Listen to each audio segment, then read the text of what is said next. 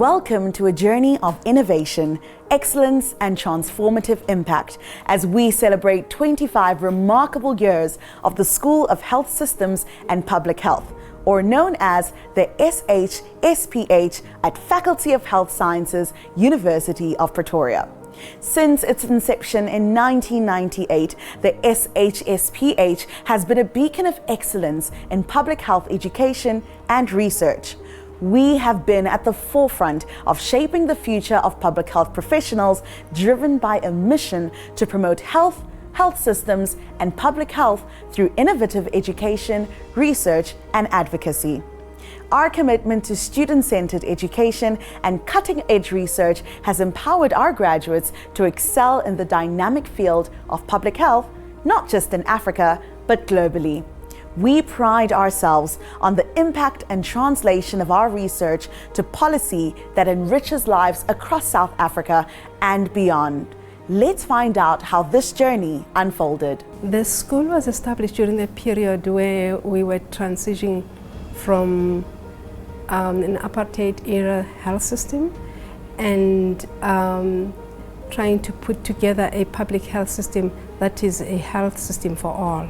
In the beginning, I was inspired by a quote from a British philosopher, at least it's attributed to him, and it says that the 20th century will be remembered chiefly not as an age of political conflicts and astonishing technical inventions, but as an age in which human society dared to think of the health of the whole human race as a practical objective.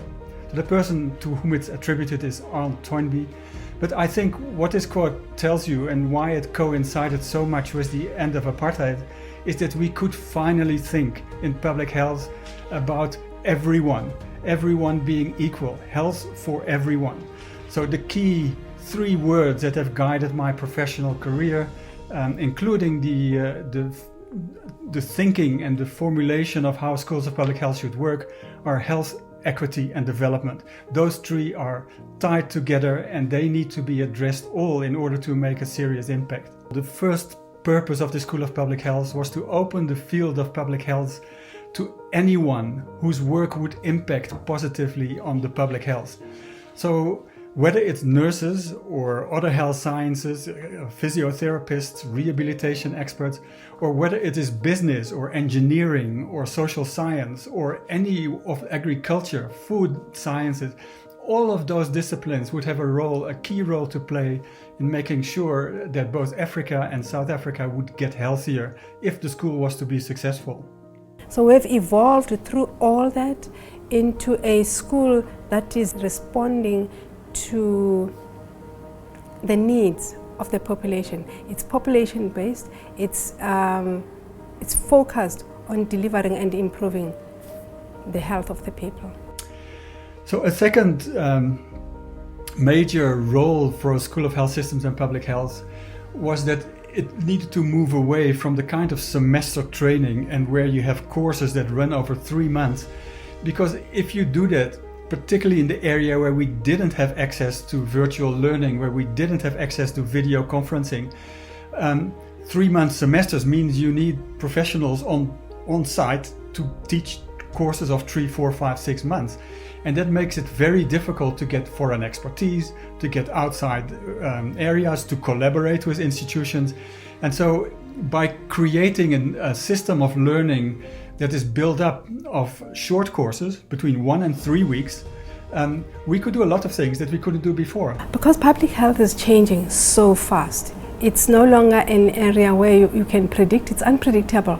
So we need to have a foresight of, to scan the horizon of what is likely to come, and then put into place all the tools that are necessary, and keep the focus on being globally focused but locally relevant.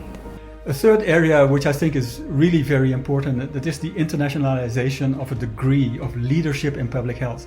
So for me, people doing an MPH or a Dr. PH they are people who are going to manage the system. They are going to be not just superintendents of hospitals, they're going to be at national health, they're going to be in international NGOs, they're going to be at maybe the World Health Organization, they're going to be in the UN. And those people need to understand that there is more to health than just the health system in South Africa. Public health is a political science. It is a political science with a small p. You need to understand the system. You need to understand how to work the systems, how to manage them to maximize health, to maximize rehabilitation. But you also need to deal with big politics. You need to be there with the politics with a big P, with a capital P. It is unacceptable in the past when apartheid created the inequity by definition that is contrary to public health, it's contrary to epidemiology, to where we want to understand what makes people different and then change those things. Well, the same applies now. And there is absolutely no doubt in my mind that whereas we dealt with the consequences of apartheid, the early consequences, right now, the next generation, the people who are training now, need to deal with the late consequences. The school gave me the opportunity to experience true leadership as I could learn from the giants in public health, including the founder of the school, Professor Karel Eiselmeiden, and the former dean, Professor Eric Boeg. As a medical scientist, working in rural areas on aspects like environmental endocrine disrupting chemicals, water quality and malaria, I am excited about the impact that the school is having on the Sustainable Development Goals. Specifically SDG 3, looking at health and well-being, where we are currently ranked second in Africa, but even more so, looking at the sustainable growth opportunities and potential impact on society, including areas like mental health, diabetes, disease prevention, and epidemic preparedness. The School of Health Systems and Public Health is producing real #life changers.